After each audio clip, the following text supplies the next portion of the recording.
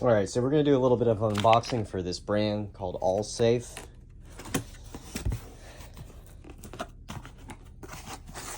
Okay, so it comes with a manual, cool little install diagram. One thing that it did not come with was the reverse camera retention harness made by PAC. Now this ties into the human interface module. It's the HMCI.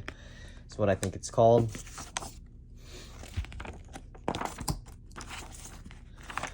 Anyhow, let's see what else it's got here. It's a little other user manual. Cool. The unit itself.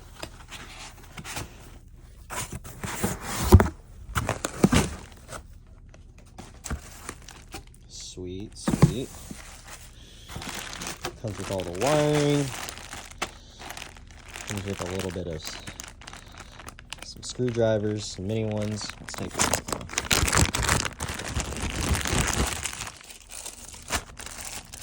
This is the chime. I don't know what that does. This is a microphone. We'll tie that in. I guess it doesn't tie into the OEM. Okay, so this is for like the sub amp out. This is the camera. This is their power cable to the reverse camera. Just signals. What else do we have here? GPS.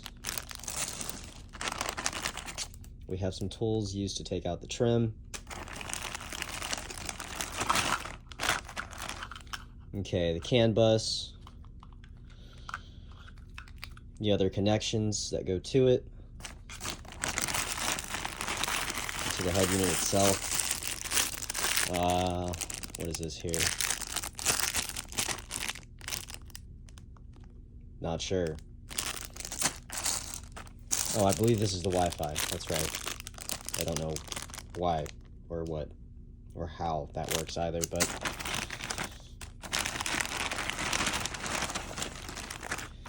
I suppose we may install it. This is the other additional connections that tie into the vehicle and then the head unit itself. This wire right here ties into the steering column controls. I'll have to dismantle that or take it apart and then hook that up.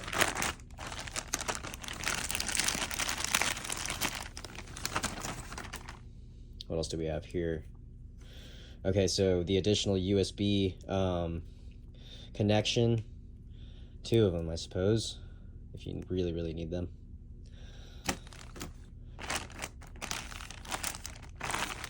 Cool.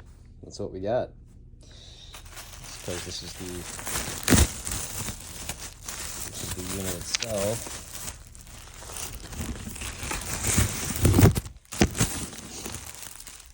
This is what it looks like on the back end. Oh, it's got, yeah, the Wi-Fi, GPS, 4G. Okay.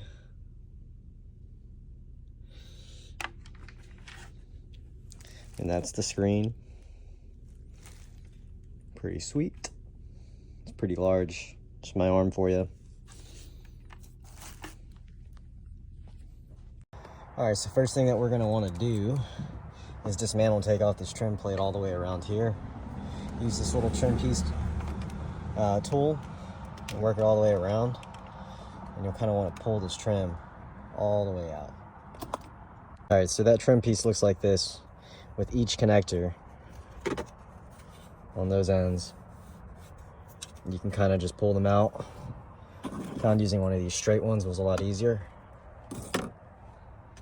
And then you want to go ahead and take out these screws right there.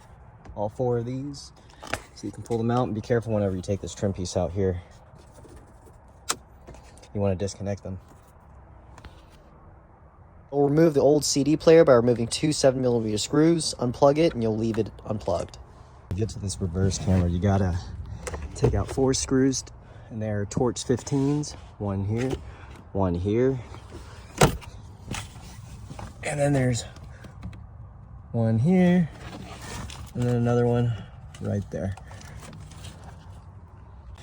Now this plug here, which is going to go to the rear view camera, the backup camera, it ties into the HMCI module right here. So pull that out. And there we got the pins. Ties directly into here. This is basically a bypass now.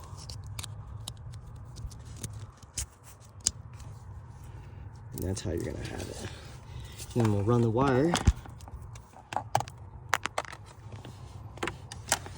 all the way back up into the radio there, okay.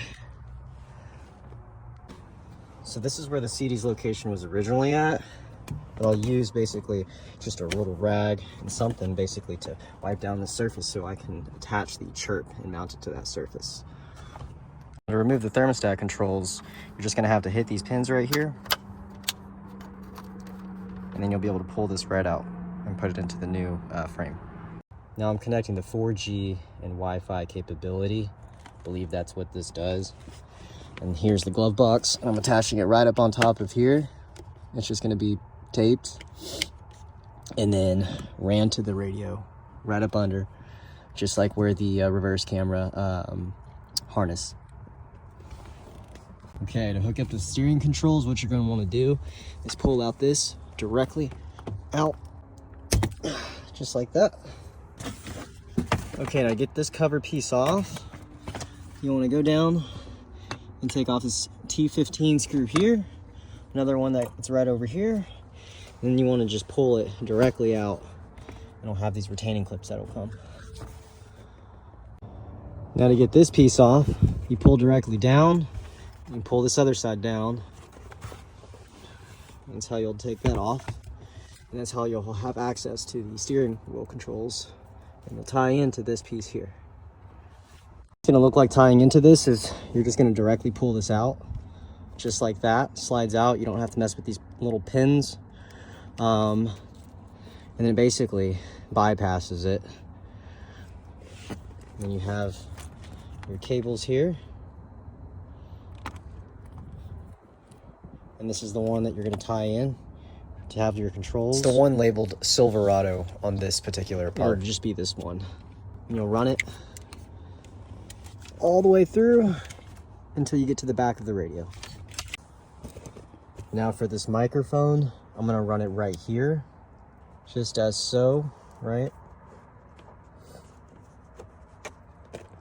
And it's going to go from this A-frame, so this piece of weather stripping needs to come out, and then you can pull down this A-frame trim, and then the GPS part can be stuck right over here, and this is an entire trim piece too.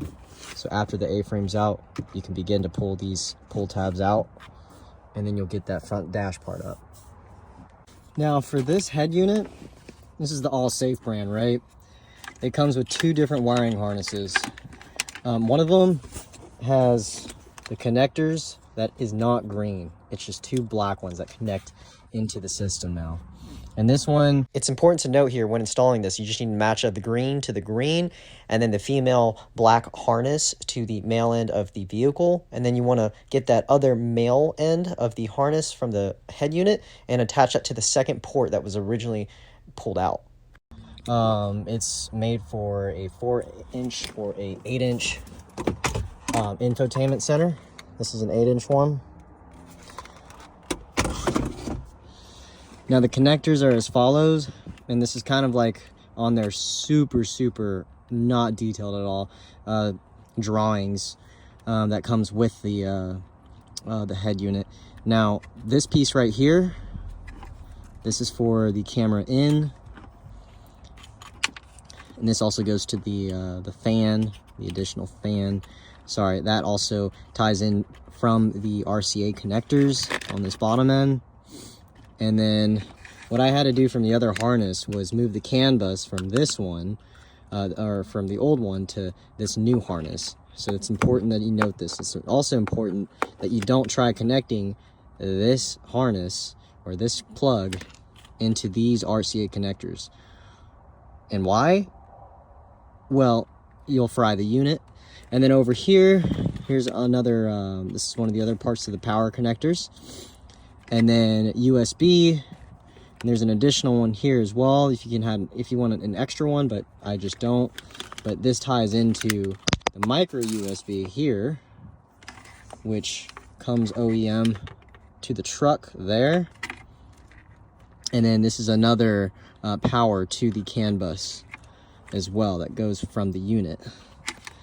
And then of course you have your 4G connection for your SIM card, and then your GPS, and then this Chirp right here is going to be connected in via the harness. Now, just a tip, whenever you're installing this screen, you're actually going to have to unscrew the 4 screws that are on the back of this head unit that separate it from this trim piece here, and that's to allow this trim piece, OEM, to be able to fit over it. Now, what's going to happen now is you're not going to be able to set these screws in to kind of mount this in place, but it's okay because you'll be able to have these this trim piece with all the clips, retaining clips. It'll set them back in place on this bottom half. However, for the top half, to keep it more stable, you will have just a little bit of hair of some wiggle room to be able to get these screws in, because of course you're unable to get this trim piece off from this screen. It just does not fit properly. And the extra tool that I'll be using is this little miniature 7mm wrench that I just found in my toolboxes. You'll probably need something similar so that you can have access into this small, super tight space. As long as there's at least 2 screws, and plus you've got these retaining clips, you should be okay. Alright, so we have this installed, everything is finally put back together. Last thing to do is take off this super pleasing sticky back piece of plastic. There's that. Here's the home screen here. You got a clock, you got to set the date and time. You can do regular Bluetooth, or you can do an Android Connect or Apple Carplay, and I'll kind of just show you that. They have different apps that you can kind of select through. Their little app right here, and you can also integrate some new themes and add different other types of applications. The weather and whatnot you can access when you have some sort of internet connection, so either you can connect your phone and have a internet connection through there, or you can connect it via a hotspot on your phone, and or you can also have the SIM card connection as well. This is how the air conditioning systems work, which is really nice. Kind of tells you. I like that I still have my knobs. It's just ease of use for me. Then you can go back, so it works and operates on Android 13, I believe. And so you have different tabs pulled up, and you can kind of swipe them away to get rid of them if you want. However, we're going to go into the app selections again. Here we have Google Maps, we've got Chrome, Google if you want, search, OnStar. I forgot to add that OnStar was not a plug and play for this particular unit, so I couldn't confirm that it actually works. YouTube. Now, I don't use most of anything because I just simply CarPlay. I'm on the road all the time, but their app for CarPlay is right here. It's called the T-Link 5. You tap that and just connect to this device, and you can kind of name your device whatever you want. And then from there, you just have you've got Apple CarPlay, so it's pretty sweet, and everything works. Cool.